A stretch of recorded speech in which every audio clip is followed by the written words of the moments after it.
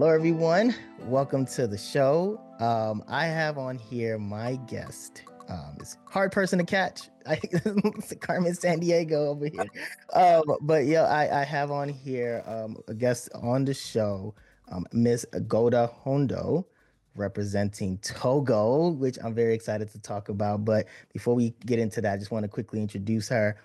She is a strong, passionate advocate for sickle cell.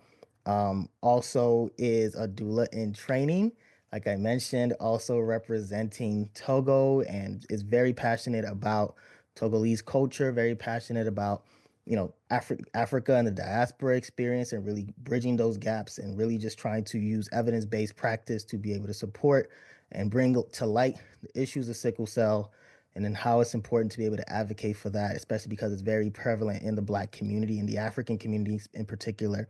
So I'm really excited to be able to have that conversation about your experience and about all the great things that you're working on and all the great things that you aspire to work on. So, Goda, what's up? Representing Nova, which I just learned was that that's North Yes, Virginia. you got it. Northern Nova Virginia. girl, yes, in the building. So yes, how are you? I am so fine today. Thank you so much for asking. How are you? I'm blessed. People usually don't ask me that. I appreciate you asking me that on my show. Like people just be like, "I'm good, let's We go." can't Like, forget you. thank you so much. Yeah, so before I get into like really trying to gist with you, I really do want you to just take a couple, seconds or a minute to just introduce yourself. I've given you your accolades, but I want you to also present yourself accordingly and let people know who you are, where you from, what your interests are, and anything else that I may have missed in the beginning. Lovely. Thank you so much. Thank you for that lovely introduction as well. It was pretty spot on. But as our host said, my name is Golda Houndoh. I was born in Togo, West Africa, and I immigrated to the States when I was about 5 years old. I was privileged enough to come along with my mother after she won the diversity visa lottery, which is certainly under attack during this administration. But I'm, yeah, very privileged to have come through that route. Currently, I am a dedicated, as you know, public health professional, researcher, advocate for sickle cell awareness, equity, Black maternal health, and patient-centered care. I think my upbringing really informs my whole life, of course, and particularly the work that I do, because I grew up navigating sort of the complexities of the US healthcare system while living with sickle cell disease, an experience that again shaped my commitment to restorative health justice, patient advocacy, and just shaped me completely as the person I am today. So it really was me and my parents, side by side, navigating the system together, navigating the, health test together, at times me sort of translating for them, but it was also me learning. I certainly didn't love having a pain crisis, which is sort of the hallmark of sickle cell disease. It's when red blood cells sort of get stuck and kind of cause painful episodes. Kind of feels like a headache, but in your arms and your legs. That's how I usually describe it. So that wasn't fun, but I really did enjoy going to the hospital, being with the doctors. I had like a really great care team that I really grew close to and grew alongside. And it just kind of instilled a passion for me in public health and research and healthcare. So as you guys know, now my work is currently training to be a community doula. But professionally in the past, I've led a nonprofit, dedicated to serving adults living with sickle cell in California. And now I currently work at a funding agency and focus on, evidence-based research and patient-centered outcomes. So that's a quick little overview of me and how I got here today. That was fantastic. I don't even know. Like, I feel like I just need to snip that and just use that as a template somewhere. Thank you so much. I want to talk about 5-year-old Golda. I want to talk about because you mentioned your upbringing and how much it really shaped your your ability to navigate, right? And we'll kind of get into the sickle cell aspect of things as well. But I want to know the upbringing and the African in you as far as how was that experience? How far back can you remember? What was your upbringing like as a Togolese, for me, especially being like that 1.5 Yeah. that we always talk about, Yeah. at a young age. Like, what was that? What was your upbringing like? Right. I think, I hear the name of the podcast and I'm like, yes, my transnational journey. Because, of course, just like all of us, it's profoundly, transnational and my identity and my passions, again, were shaped by just immigrating to this country and then the experiences that, my family and I did experience sort of living in a more underserved experience, I guess. But as a first generation, African immigrant, I think we all are aware of this whole like straddling two worlds tidbit, where you're at school and I don't know, you're like the cool kid on the block, but then you're at home and, you're mopping the floor like 24/7 or something like that. So yeah, hours of the day that weren't the 8 hours that I spent at school, I would say that my household was just a complete, African parentship. We were speaking Ewe, my native language, from Togo, from South Togo, Lome. And yeah, my parents just ran such a tight ship, which I think is quite consistent in certain, immigrant communities. I'm sure we kind of all have the experience of like a high expecting parent, which I will add, I feel like the youth today have like hopped on TikTok and like the interweb to just like explain those experiences so beautifully. I feel so seen somehow after all these years. But just the funny, comparisons and oh, you got a 98% on the test. Where's the other 2%? When I was in school, I was top of my class and just all of that fun stuff that, yeah, I'm sure we're all very used to. But I also appreciate that. I think there is a real culture of excellence that I feel my parents, instilled in me, that I feel is instilled in a lot of, sub-Saharan African countries, instilled in just a lot of immigrant, communities in general. And I really appreciate, I think that my parents, preserved that work hard, mentality. We sacrificed everything for you, so work hard mentality, it certainly had its ups and downs, especially when you're adapting to life in the US and you bring your, lunchbox to school and it's rice for the Mhm. 700th time. And they're like, why do you only eat rice? And I'm like, why do you not?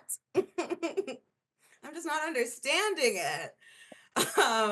But I wouldn't have had it any other way because it's so silly, reflecting back. And again, that unity or like that lived experience that, so many, I feel like immigrants have shared with me. It's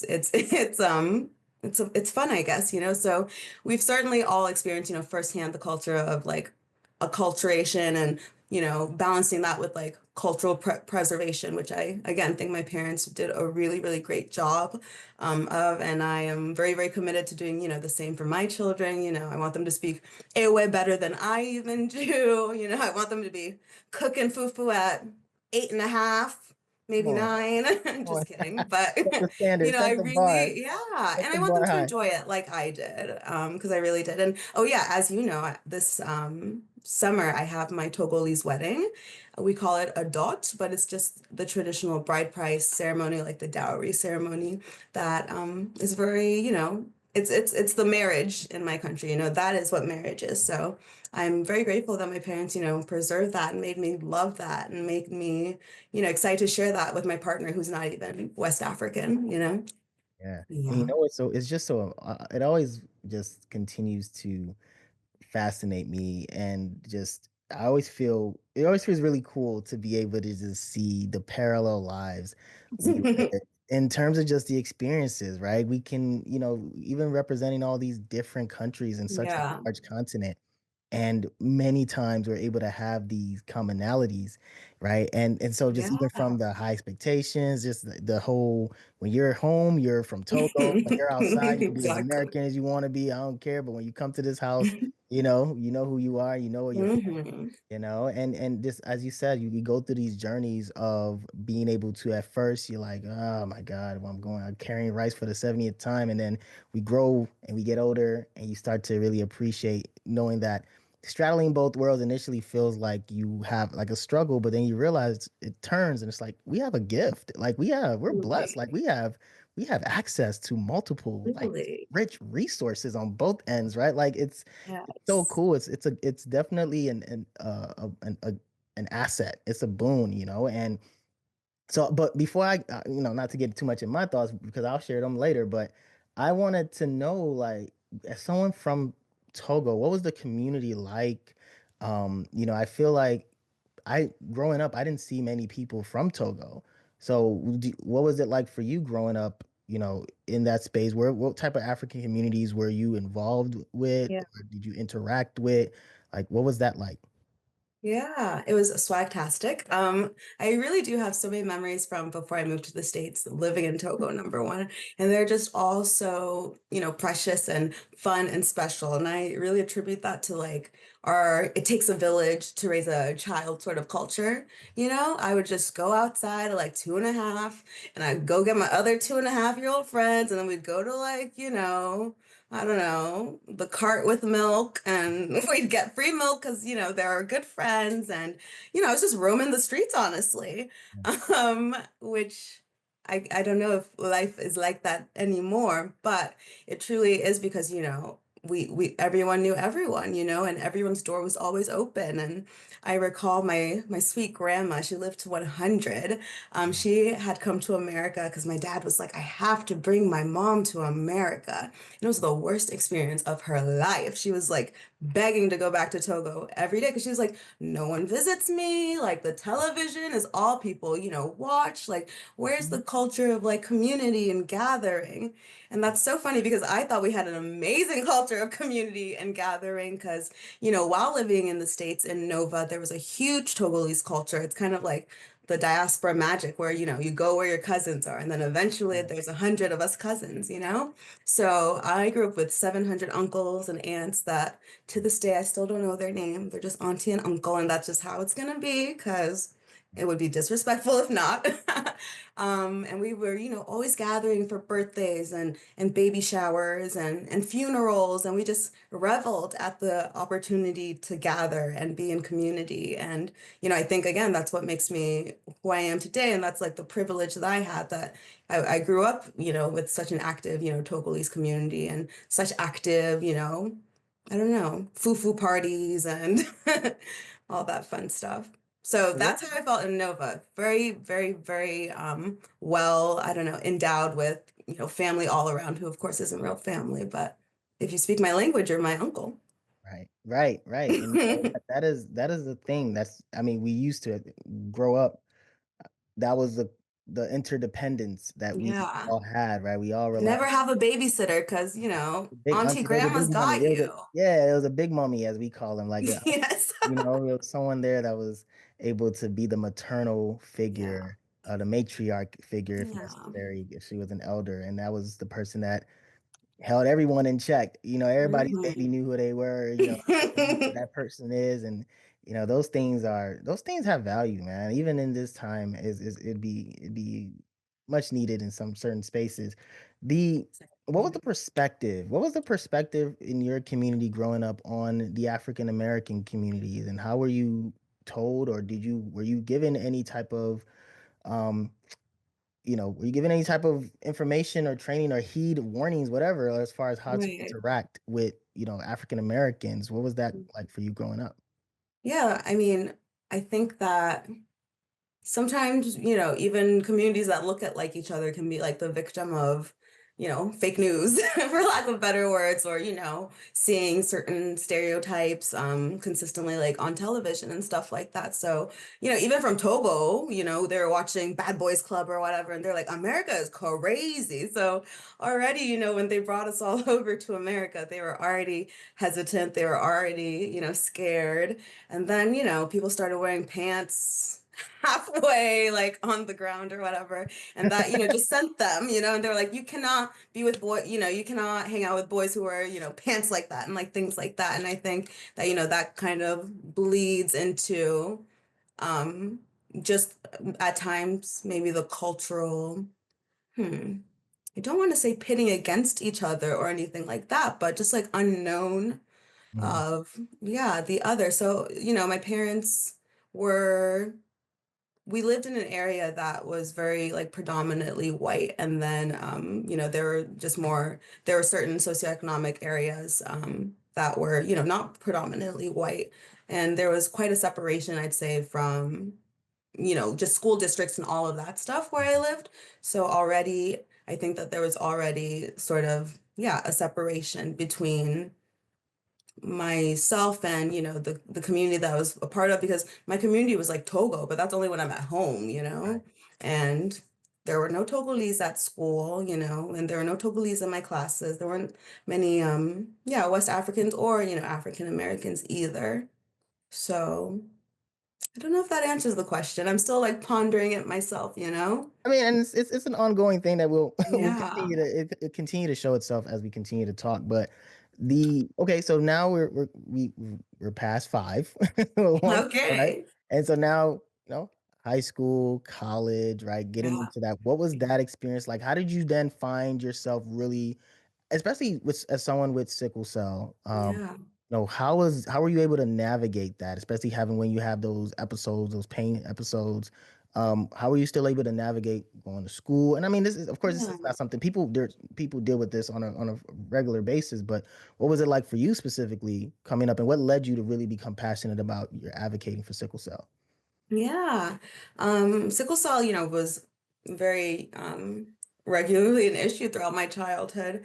I was like hospitalized like every other month for like the longest time before I got on the one gene modifying approved therapy for sickle cell hydroxyurea, which is my best friend and has certainly, for lack of better words, saved and changed my life. But before then, I think as soon as I moved to the States, going back to five, like 5 to 10, I think I quickly learned that I was sort of alone when it came to, my crises, and I was sort of alone when it came to, yeah, dealing with sickle cell. I remember my first crises, we called 911, and the ambulance came, and my parents weren't able to communicate, she has sickle cell. They were saying it in French, but the ambulance didn't understand French. But they, understood that there was something wrong with my leg. It was like my leg hurts. And they just saw that, I could jump and I could walk, and they literally just like turned around. And I, suffered for another 2 days before, we were eventually like able to even get a ride to the hospital, because it was just such early days when we had first arrived to the States, and it was one of my first sickle cell flare-ups. So I quickly learned, yeah, that I really had to advocate for myself, and I really had to know my stuff, because no one else was going to. And I really had to, work with my mom to keep my binder, full, so that, hey, if I do have to go to the emergency room and I have to, and we have to beg for, pain medication, to treat, my crises, that we have like all the receipts to back it up, because there were times where we would go to the ER and they would be very, very, very hesitant and very, very, very, go around the I don't know, go around the corners and whatnot to not give me, morphine or, Dilaudid or pain medication when my pain was like a 10 out of 10. Um, so that was difficult. And I think that that intersects with, of course, the misconceptions that Black bodies in general, face in the United States. As I grew up, as I went to college, as I had crises, I would, be called, a freaking frequent flyer, pardon me, because I would have, regular crises and go back to the ER, because that's the only place I could go in my college, like, campus, and, would be, yeah, again, refused medication or offered the lowest dose, even though I know myself and I know how to advocate for myself. Yeah. So that's, yeah, something that never goes away, no matter, it seems, how many degrees you have or how well or not well spoken you are. So that's certainly a unifying experience, I think, that, the sickle cell community faces, and that we are, working hard to be in community with and, of course, fight against. Yeah. And this always, to be quite honest, right? This topic always hits home hard for me. Because I had a sister, my older sister passed away, Yeah. from sickle cell. She had the full trait. I have a little bit. I have the trait, but not the full Yeah. thing. And then, even with my wife having the beta Mhm. And so even Yeah. when we were, having kids, like that was something, just even speaking from an African standpoint, right? Yeah. If I even get into the imaginations of the what ifs, the thing that always stood out to me was that growing up, I was always told, even at a young age, especially because, of course, as African parents, they expect you to get married. That's just the expectation.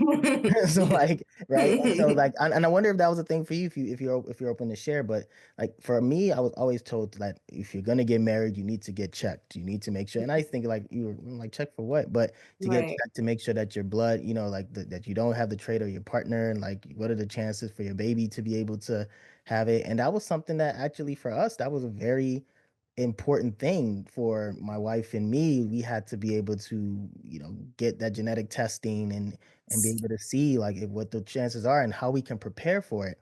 So Mhm. even so, as you describe your upbringing and your growth, because I always, it makes me even imagine, right? My older sister, may she rest in peace, she passed when she was about 8. I was about 6 in 95. And I wonder, right, like because we were in Nigeria at that time, I wonder what potential opportunities would have been available for her to be able to manage this, and be able to think about like just being able to go through life. But then I also think about it from the standpoint of what you described, where even regardless of that, like you still would have these particular barriers just because of being a black body, right? Like the idea of these assumptions of being able to manage pain and tolerate, and all these things at a high level, or just not being believed and having to put twice as much an effort to advocate. So it even leads me down this what if path, like man, like what type of potential challenges would she have had to go through. But it's amazing to be able to learn a little bit more about just how people do manage this, because that was something my wife and I would talk about. Like, man, if we do have a child that does have it, and they have these flare ups,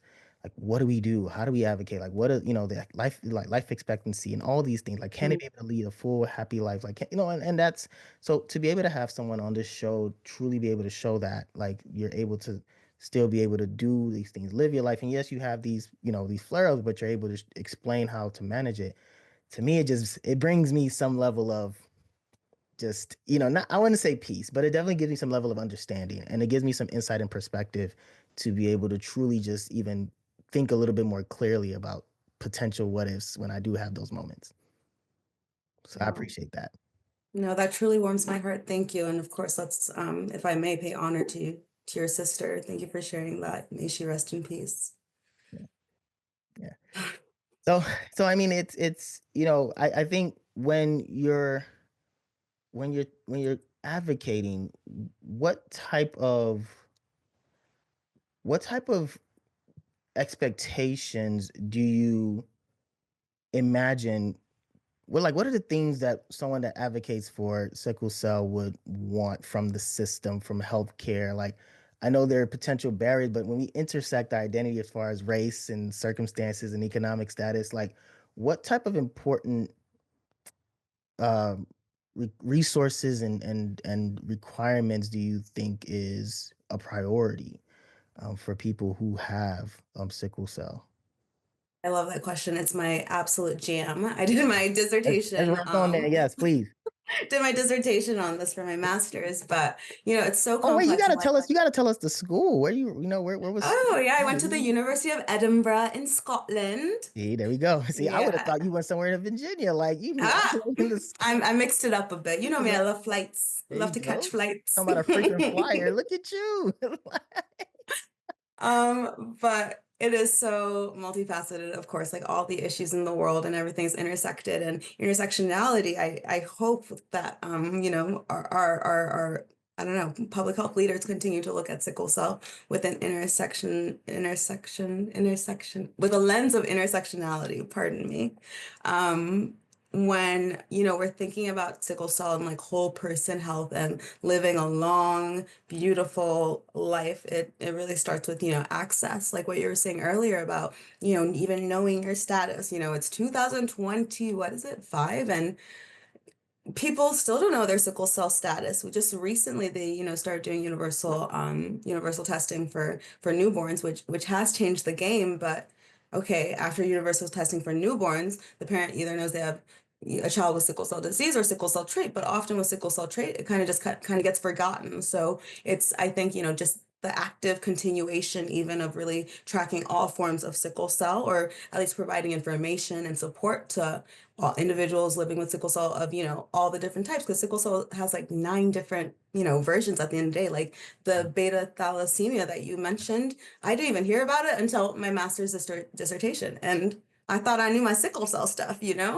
So there's so much that, our providers need to learn, of course. There's a lot of initiatives for provider training, not just to train about sickle cell, but of course, to train about culturally sensitive care and to train on, preconceived notions and how they may be able to, bring that to the people that they serve or the spaces like that.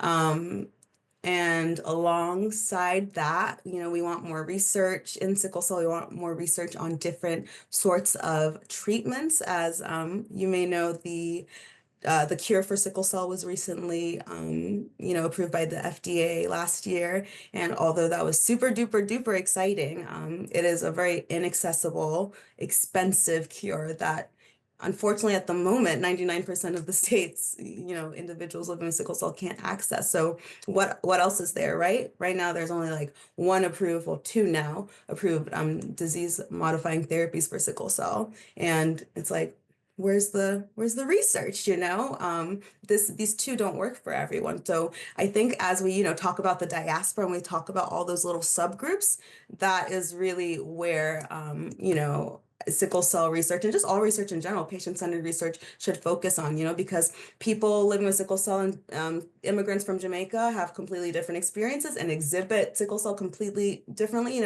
Some people, like my culture, it's like a stoic culture, and that certainly affected the way people viewed me when I went to the hospital, just because I'm not visibly, running amok or something, didn't mean that my pain wasn't a 10 out of 10. So really culturally competent training.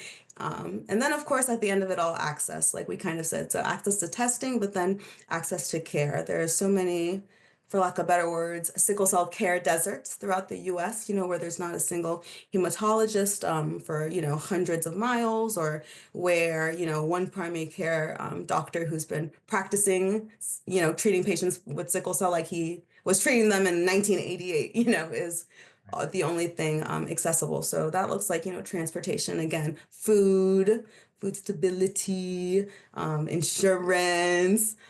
We could go on and on, couldn't we? It's the core of, I guess, all public health conundrums, though. Yeah, and you see, we about to get real. I don't want to get too public here, but we about to. But I want to bring it into because it is important, and this is why we're talking about it. I do want to tap into the cultural piece in terms of how do we educate our people, right? Because even educating just your, I don't want to just make it seem like it's simplified, but you just Mhm.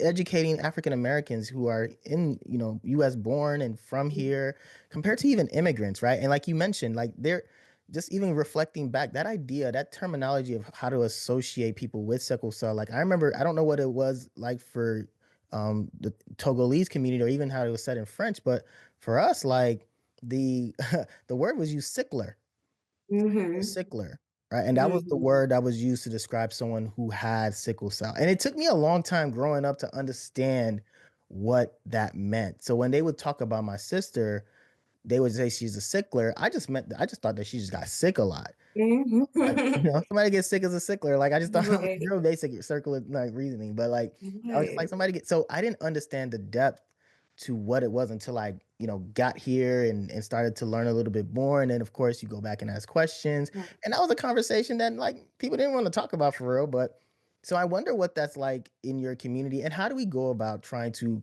educate our people in a way that's culturally tailored and relevant for us. And I mean, of course, that might be motivation for research to be done, but just from your perspective, what do you think are ways we can be able to do this, or do you think we don't need to do this?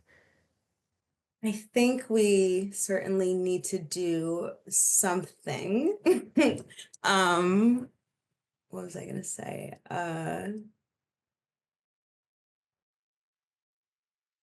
Question again? Oh, just how do you think we should address it in a culture? Yes, yes. Pardon me, pardon me. So I feel like, I'm even hearing this and it's like, okay, what has been the strategy in the States? Nothing really, but when there is something, what has been the strategy? When I was like 15 years old, I was given, the conversation by my hematologist, like, you have sickle cell, you can't have a baby with someone with sickle cell, it kind of just that was the conversation and it was nothing else, and it really opened doors to like catastrophize and really be stressed and be like, okay, how do I know who has sickle cell? Like, oh, okay, the biology books taught me that black people have sickle cell, like now I'm catastrophizing there, and I think that there needs to be knowledge that asking someone to be cautious of who they procreate with Mm, in some cultures is, unacceptable. Um, so understanding, why that is, and I don't have the answer for sure, but understanding why that is, and then, again, co-creating a campaign or an initiative that aligns with that, that doesn't disrespect, or overbear in some people's eyes, that is certainly where I'd start, especially when it comes to, testing and then um all that goes with that. But then just in the day to day, here in the States, like often I'll be talking to a research study and they'll be expressing that they are struggling to meet quotas, diversity quotas, for example. They sought out to, recruit this many Africans or Caribbeans or whatever, and then it's not working. It's like looking, at your team, like who do you have on your team? Do you have anyone from the community? It's really, about engaging the community to find the answers at the end of the day. And then it's thinking, okay, what means are you using? Okay, you're using phone call. Well, not a single Togolese I know is not on WhatsApp, like you have to maybe change the way you're approaching things. And I think that's again like the beauty of collaboration and cultural awareness and empowering, solutions to come from, of course, the group that you're trying to make an effect on. what do you think is a and this is my last like public health It's intervention okay, go ahead. conversation. But like what who do you think is the most important person to train or educate as means to be able to now promote that throughout households? Would it be, do you think is the parents? Do you think is the kids? Do you think is the elderly? Like, where do you think is the point of intervention where we can be able to inform and then hopefully, this thing kind of spreads and the information is accepted and it becomes adopted? Do we go through cultural leaders like, head of organizations? Do we go through pastors and imams? Like, what do you think would be the best course? Just in your opinion, what do you think? Everyone, of course, serves a role. I think that as we prepare, our youth living with sickle cell to transition into adult care, it's often a point where individuals living with sickle cell get lost to care. They get lost to they can't find an adult hematologist who will see them or who's taking new patients or who's with their insurance, and then they get lost to care. And there has been a real focus on, that transition period, 16, 17, 18, where, you're educating on, sex education, you're educating on trait status, you're educating on, how this and that can mix in the Punnett square. And you're also perhaps acknowledging that you don't have a place to transition them to, but at least acknowledge that and look for resources and be a resource. So all that to say, I think that what I was trying to get at is that warriors, that's what we call ourselves, us individuals living with sickle cell, we call ourselves warriors. I think warriors are aware that they are, kind of in a war by themselves at times, and that they're aware that the resources aren't there, but it's, them who's at times forced to educate their provider, or a random nurse who like just tried to get your blood for the 17th time because she's never stuck a black person or something like that, Um, and it's, yeah, it's their lived experience and it's their health. So I want, because when you're in pediatric care, you're so coddled, the doctor's calling your, eye doctor for you and your liver doctor, and everything is sort of, connected. And unfortunately, like the real world isn't like that. And that's what causes, I think, people's health to decline. And, there are still people every day living with sickle cell dying who, are seemingly healthy of all ages. So it's the warrior and I think the family unit. Unfortunately, like we need more for sure. We need researchers, we need advocates, and we have some, it's definitely growing, but There's it's more that's needed. We need more. yeah. You know what It's else we my need? fight alone, unfortunately, at times when it ends up, being me in a crisis. Mm, And yeah. sometimes I don't have a system I can rely on. You know, what you when you mentioned at the beginning of this conversation, you talked about you used often the word like, navigating, and we still talk about navigating. And I wonder like how important because I think other forms of chronic diseases or chronic diagnoses have navigators now, right? You have oncology navigators, you have, navigators for certain various ailments who are, trained in the community. And I wonder if there's something for sickle cell um Yeah. warriors, Yeah. right? Because I There. think Oh, but sorry. no, I was gonna say because I think there should be, if there is, then or there are, I would love to hear about them because Hmm. I do think there needs to be more, and especially again tying in the transnational piece, right? Because I think about your story, your experience. You definitely have, for all intents and purposes, a privilege of being educated and being able to be self-aware, being able to have that good care team.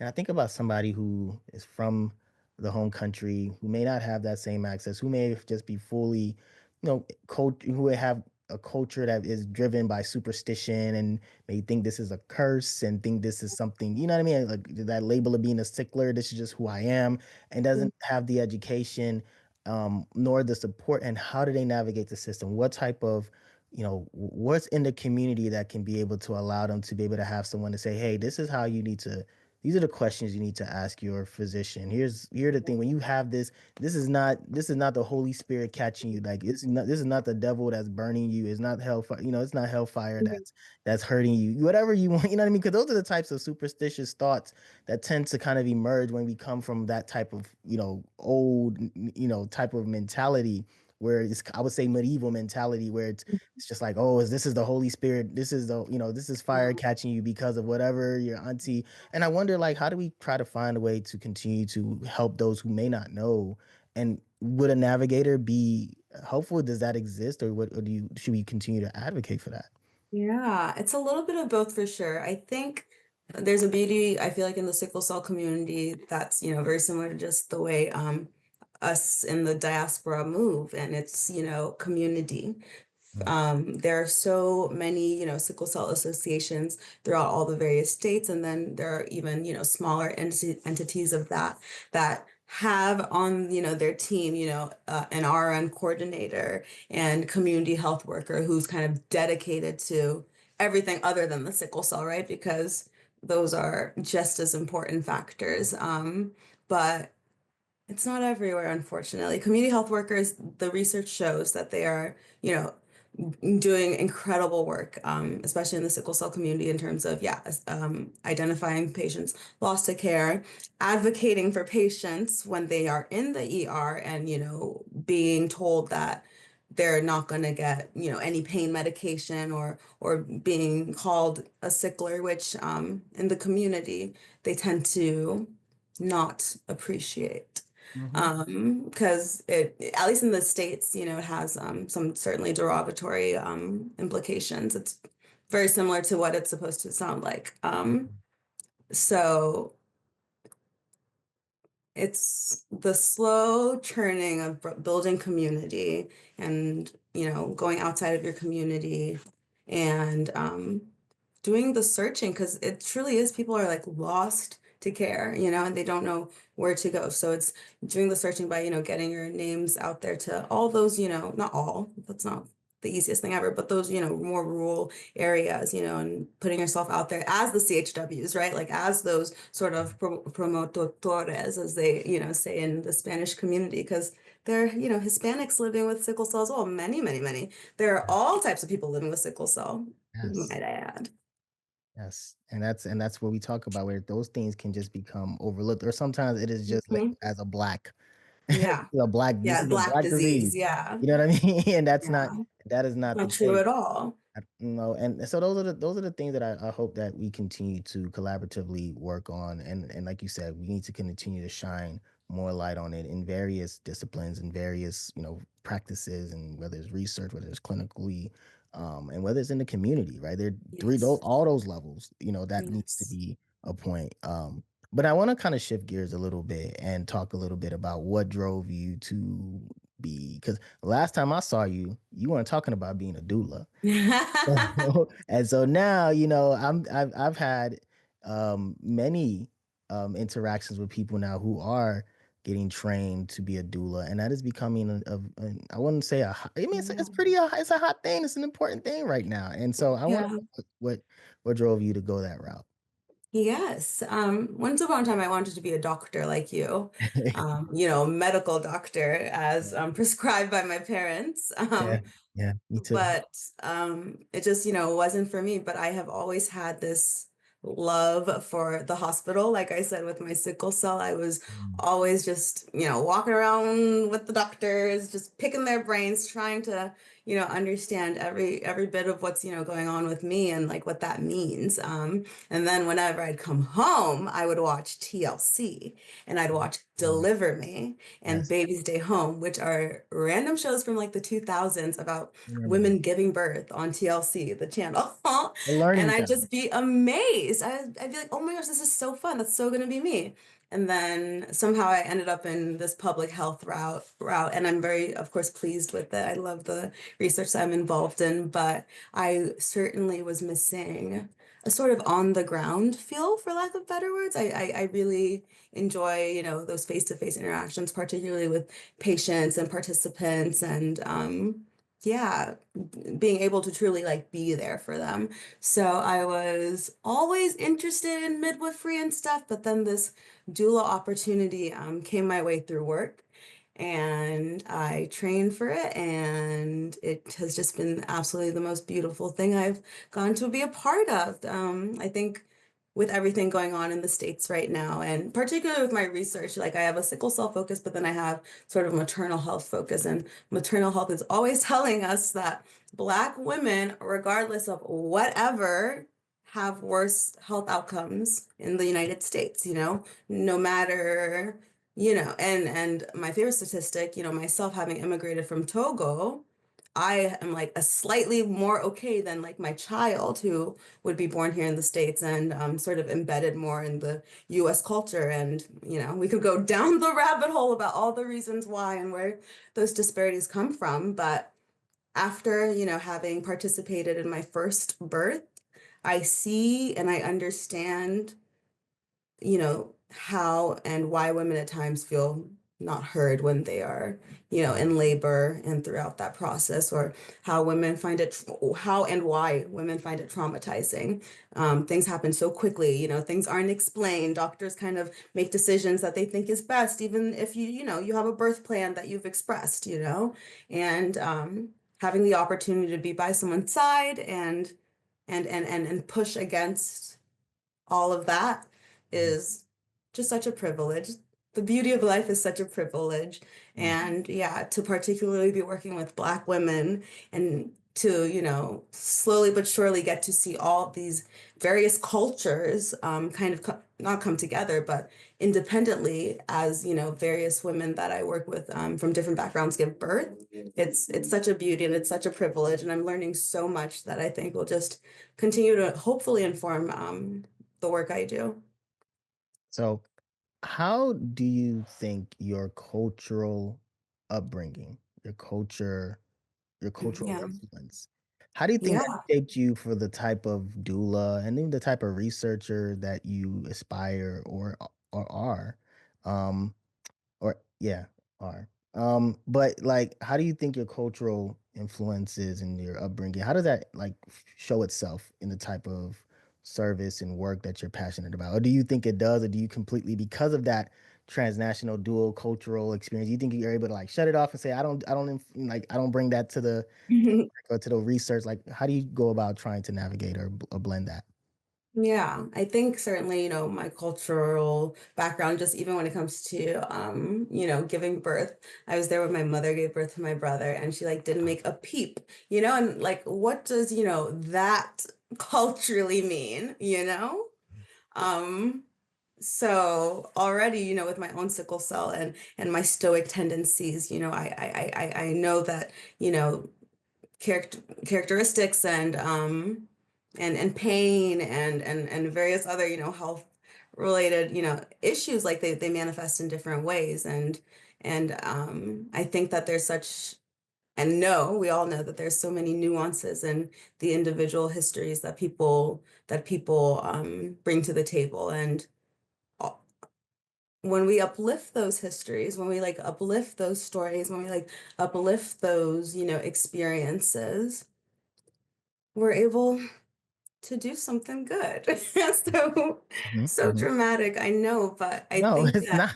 It's not dramatic.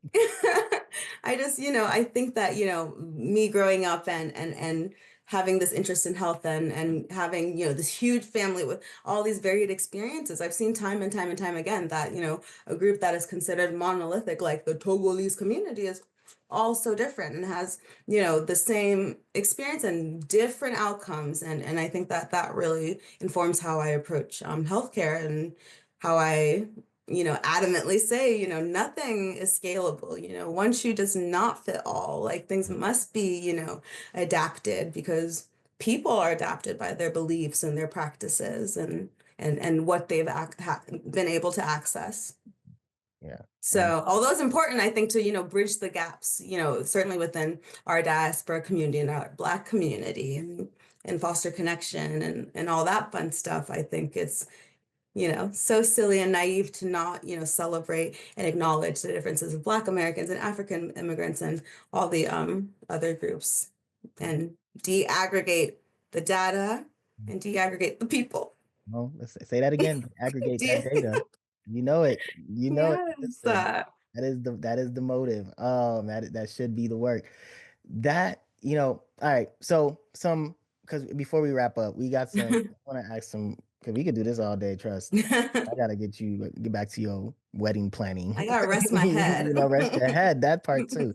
But I do want because we didn't even talk about Scotland. So I'm Oh, gonna bring you back. I'm gonna bring you okay. back. I want to talk about being Togolese in Scotland. Like I need to hear all Okay. about that. But the European experience, because right now we even Mhm, focus on the US. But mhm, the thing that comes to mind that I'm interested in learning about from you from your transnational experience is when's the last time you've been back? Like when's the last time before the whole wedding thing, but when's the last how often did you used to go back home? Togo? Yes.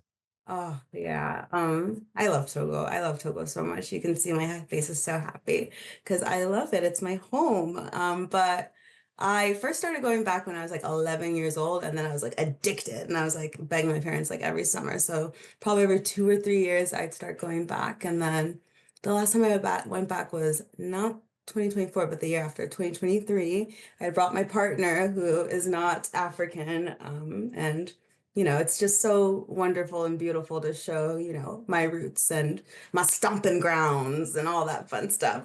But yeah, back in August, probably have to go back beforehand to get my dress fitted. Okay. So how well did you stick out like a sore thumb, or were you able to blend in even after being? Because there's this thing for many of us who back Hmm. home is like, oh, you there, I don't know what they're smelling, but they're I smelling swear, it's like something. the mosquitoes know. Like it's like the mosquitoes know. Everybody can just see it. They just know, like, like you're not authentically like okay, like you're from out of town. You're a Even Yankee, when I like try to be dressed so common. right. You try to So be you try to common. blend in, and they still. So I wonder, like, how did you go about blending? Do you stick out as like, oh yeah, she's the American one?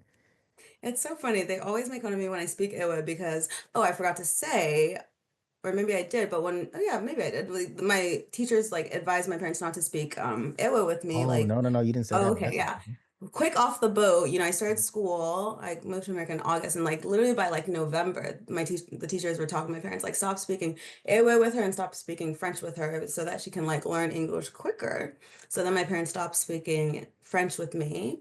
Mm. But throughout that process of, kind of being forced to, because it was a forcefulness back in the 2000s, to Yeah. sort of forget your home culture. Yeah, yeah, yeah. I did forget it for a little bit, but then I don't know. A year later, I was like, wait, no, I love my culture. I don't want to forget it. But when I sort of re got used to the language, I developed an American accent when I speak it. So Mhm. people are always making like fun of me when I speak it. But Mm. after they make fun of me, they're like, but I do appreciate, that after like 25 years, you kept with it. And like grammatically, I'm correct and all that. But I just have a silly little accent, they say. Yeah, yeah, it's very interesting because and as you mentioned that the 2000s, right? That was that was a time when it wasn't cool to be African, and now it is. And Mm-mm. so, growing up in those times, it was very interesting because I remember taking a class in grad school, it was a cultural and communication class, and I remember reading in class this article. I forgot exactly who the author was, but he told a story, and he told a story very similar to what you described. But this was a Mexican immigrant, Mhm. 1.5, was young, and he was telling the story about how gradually, right, like he used to speak Spanish, and they would speak it in the homes, and at some point, the teacher came to the parents and told them to stop speaking it and start Yeah, speaking English.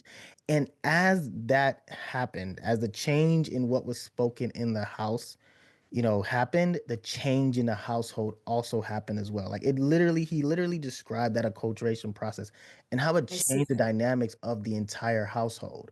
Like, because they Mhm. started speaking English, like they stopped really doing the things that were traditional to home and they really just Mhm. started to do less Mexican stuff and more American stuff. And then from then he changed his name from Roberto to Robert. And then Oh he just no. his the identity completely Yeah. changed, right? And I think for all like to be quite honest, that is every African parent's fear. Like that is the Yes. big and my fear too as a parent, like for my Yes. kid, like God, like I never, like you said, I want my kids to speak the language, but that's one of my biggest regrets. Like I wish, I come from a country that's predominantly English speaking due to colonialism. Hmm. So like we had that benefit of being able to come in, and so maybe we just had to change the way we spell things, or we just need to tighten up our accent a Hmm. little bit, and and we can code switch. Hmm. But we had the benefit of being able to just blend in because of the being Anglophonic.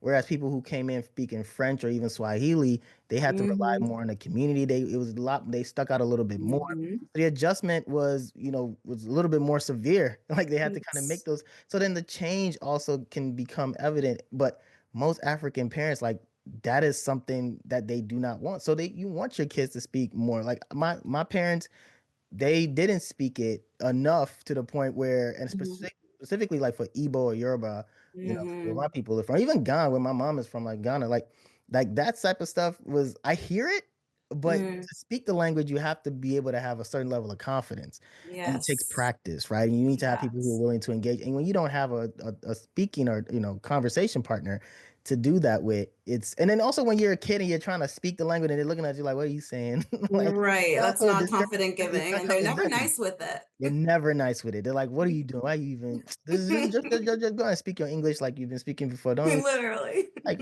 man, I'm trying. Like so there's not that reinforcement, that positive reinforcement to say, okay, keep working. Don't worry, we'll keep doing it. It's like, well, don't mind. He's American now. Like that whole Yeah. thing also discourages you. You're just like, well, I'm just gonna speak, but most people can hear it. So that is something that Yeah. also stands out. But so when as you just described that whole idea of the teacher saying that's very pertinent in for the transnational transition as well, because for those who don't speak English, that is an interesting component that sometimes we have to discuss. Right. So okay, you go back home often. Now we got to also figure out what's your favorite food.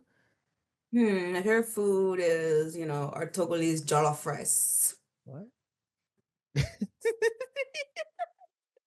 People on camera. We're not doing, okay. If you're not watching the video, my girl just out here. I don't want to hear nothing from you. I I'm just not don't want gonna to say hear I'm it. not gonna That's say all. anything. No, no, no. You are the guest. It is your rice. It is your rice. Yes, you are. That and fufu with peanut sauce, period. Okay, so um, very similar to Ghana. in Yeah. that regard. Twin flames for sure. Yeah, and the peanut soup is a big thing there for Ghanaians, and it's delicious. Yeah. Okay, so the fufu, and when you Yeah. mentioned fufu, like for your kids at like 8 and 9, I'm gonna tell you What? right now. You said like 8 and 9? you said like your kids when they become eight, Oh, they're gonna be cooking it, 9 years. yeah, but they're gonna be eating it at six Yeah. months. Oh my So, gosh. oh yeah, so for sure. But what I was gonna say is that like one of the proudest moments for me, as a dad, is to be able to now like have my oldest daughter she was making fufu prior time she was like 10, 11. And to be able to have her Bravo. like now when she ready, she go and she get her pounded jam and she's able Because to, you know it's a sport. get the wrist action going, Hmm. put the forearm in it, get the workout in, Literally. but it's a well worth workout because the food is sweet at the end, right? So she's able to Mm-mm. make her, and then my baby girl, my son is he really just a rice guy. Like so he love rice. The whole fufu and the starch, he just be playing with it. Like to him, I don't know. He a wild Some one. Like Play-Doh. he randomly be eating paper and stuff, So like he feel like this is just paper. Like he don't dip it in the soup or nothing. He don't got no taste. So he plays with it. So I'm like, nah, bro, you can't. You gotta get. I'll wait till you get a little older. But I realized like that's interesting because my younger brother he's never since he was young he's never rocked with the fufu. He's always just been a Oof. rice. Okay. He can do it now that he's older. He's more mature. He understands that's part of Yeah. like just Yes. socially fitting in.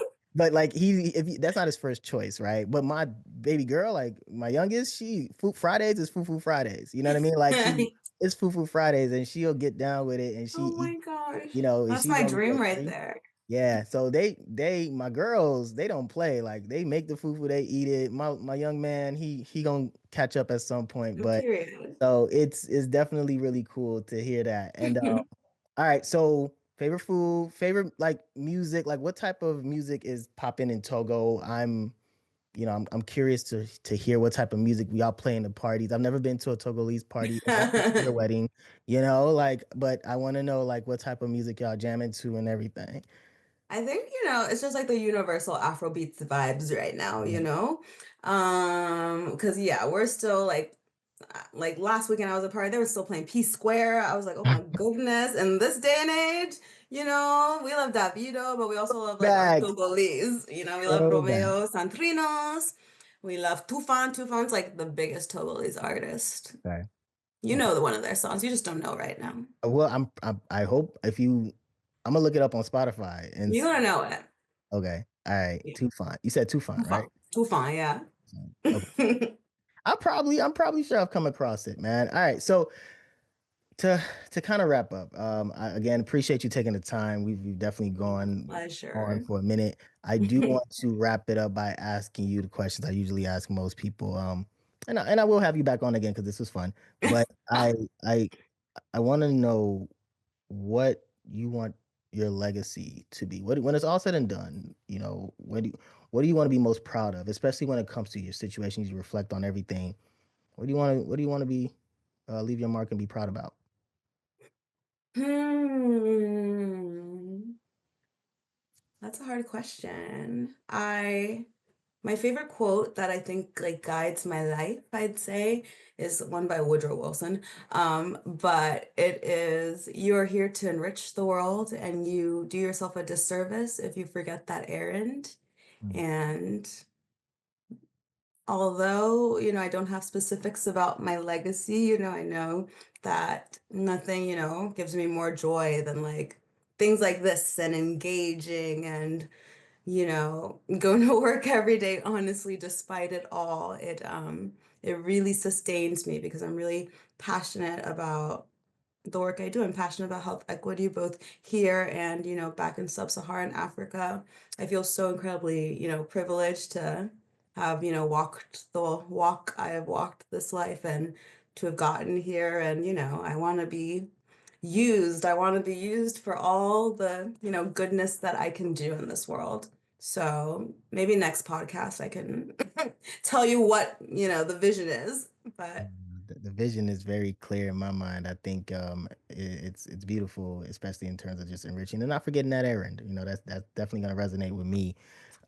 Man, this was it. This made my day. This warmed my heart. Golda, thank you so much for just shedding some light and shining some light on a very important Sure. topic. And again, like I said, I really appreciate it. And it is warm my heart to be able to hear just your story. It gives me some sense of, like I said, just warmth will be a good word, understanding, insight, perspective, whatever you want to say. But it's having you be able to come on this show and be able to talk about something that I kind of hold near and dear, and I usually don't talk about much with other people. This was very relieving for me, and so I appreciate you, sis, for coming on and being able to just spill the tea on all of these things and educate us and the listeners about what we can do and just how the cultural factors. And so, man, like whatever you need, we're here to support you in your journey and your advocacy and your passion. So never hesitate to reach out to me for that. But I'm very grateful. And flowers to be given now and moving forward. I'm with you. I'm rooting for you. And yeah, man, just be easy on that Togolese off rice though. Just Nah, be real gentle with that, I okay? can't do it. I can't.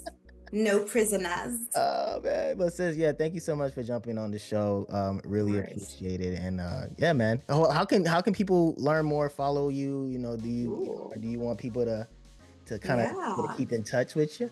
totally. Please keep in touch with me. My Instagram is Goldemort, like Voldemort, the evil guy from Harry Potter, but with the G in it, with the G in the beginning.